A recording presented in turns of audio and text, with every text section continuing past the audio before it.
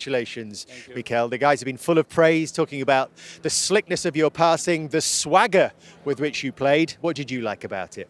Yeah, it was a lot to like on that performance right from the beginning. I think we were really dominant. We really flow with the ball. We connected with each other in a really impressive way. We scored two brilliant goals. Probably we should have scored the third one before halftime as well. And after halftime, we scored the goal with Martin, a bit lucky. And then after that, obviously, we have to manage the game. But overall, I think the overall performance was very positive and a lot of big individual performances as well, I think. So at half-time, what do you say at half-time?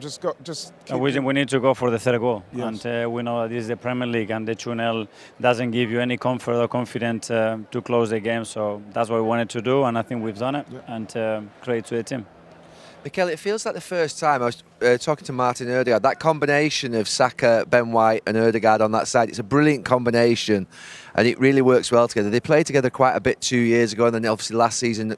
Do you see that as well, that they're the best three on that side from a point of view of familiarity? I know you've got great players, but they're so good together. When you talk about connections and chemistry, those three got that. Obviously, they played so many minutes together in the past. Last year, we didn't really use them because of different situations. Today, not only that, but even on the left side, you start to see different dynamics with Christos and Ricky. I was very impressed.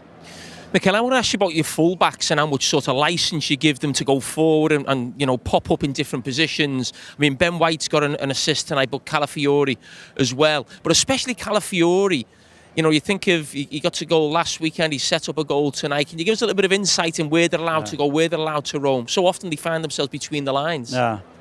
Well, in relation to the opponent's behavior, in relation to how the opponents behave, they need to do certain things to try to cause them problems. Not to be easy to detect, not to be easy to mark, and to occupy spaces that can be really harmful for the opponent. And they are brilliant. They have this intuition, they have those qualities, they are able to occupy different spaces. They are a big threat in the opponent's box as well, so we need to use them. Mikel, how do you want to see your team actually evolve on the pitch? Day by day. It will be in relation to the opponent as well, depending on the opponent's propositions. We will have different ideas and things that we want to do, but improve in every phase. Today there were some very good moments. There were moments in the second half after the third goal that I wasn't too happy about it. The timing, the compactness of the team at times. So yeah, we need to keep improving.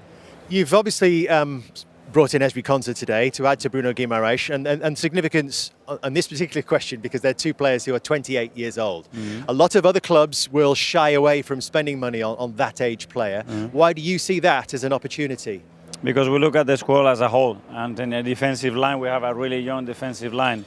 In midfield we have a different profile, but as well we have two players with three with Max, Ethan and Miles as well, that we already have the next generation there ready for them. And there are players that are 28, not 38, and when they are at their prime, especially on the hearts of the team, I think they're going to give us so much in the next few years as well. You're going to have an amazing squad when this is all done. We hear still rumours and reports of maybe another addition to the forward line. Don't know if you can say anything about anybody there.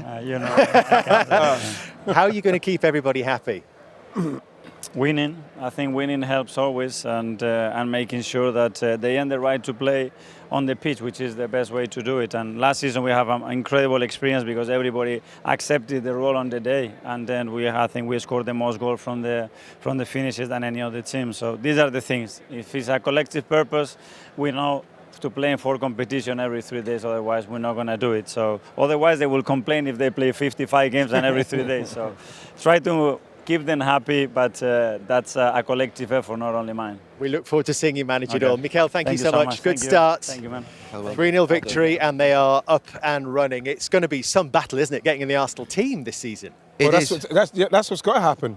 If they're doing what he's saying he wants to do, he wants to build legacy, he wants a dynasty, then you've got to bring the players. You've got to bring as many as you can. You've got to make them fight for it. Because that's how you become champions. That's You're how so you win. smug tonight, Ian. It's not smug.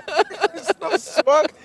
This is what he said. This is what he was saying after the Champions League final, what he wants. And that's why we're trying to go for certain players that can change the DNA of the club where he wants to go. Do you know what Ian said back end of last season? He was looking forward to doing some games this